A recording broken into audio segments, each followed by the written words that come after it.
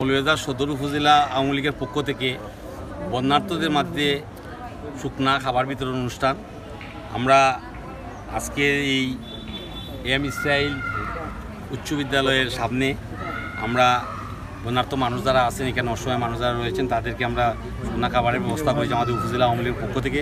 এখানে উপস্থিত হয়েছেন আমাদের উপজেলা আওয়ামী লীগের সংগ্রামী সভাপতি বিশিষ্ট ব্যবসায়ী আমার প্রিয় বড় ভাই আহমদ আলী সাহেব, উপস্থিত হয়েছেন আমাদের উপজেলা আওয়ামী লীগের সংগ্রামী নেতৃবৃন্দ, এই ওয়ার্ডের সম্মানিত জনসাধারণ এবং বিশেষ করে আমাদের এই ইউনিয়নের সম্মানিত চেয়ারম্যান, মহিলা মেম্বার সহ এলাকার গণ্যমান্য ব্যক্তিবর্গ সকলকে আমরা উপজেলা আওয়ামী লীগের পক্ষ থেকে ধন্যবাদ জানাচ্ছি আমাদেরকে সহযোগিতা করার জন্য।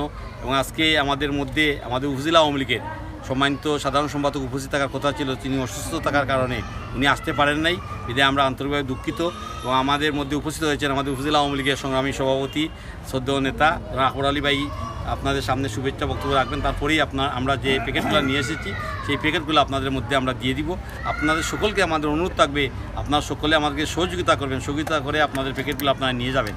তাই আমি আমাদের সভাপতি সাহেবকে আপনাদের সামনে কিছু বলার জন্য আমি অনুরোধ করছি। বিসমিল্লাহির রহমানির রহিম।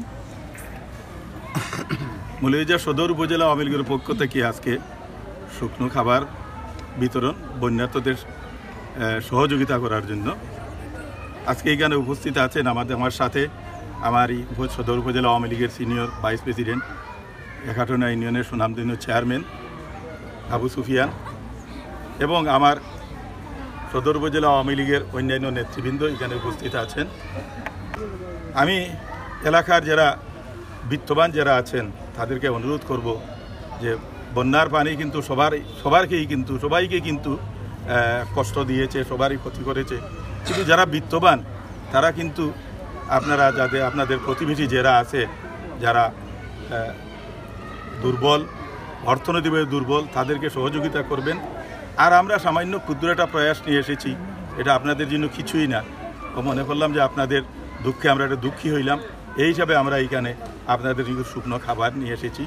আপনারা এগুলা সাদরে গ্রহণ করবেন এবং সুশৃঙ্খলভাবে নেবেন।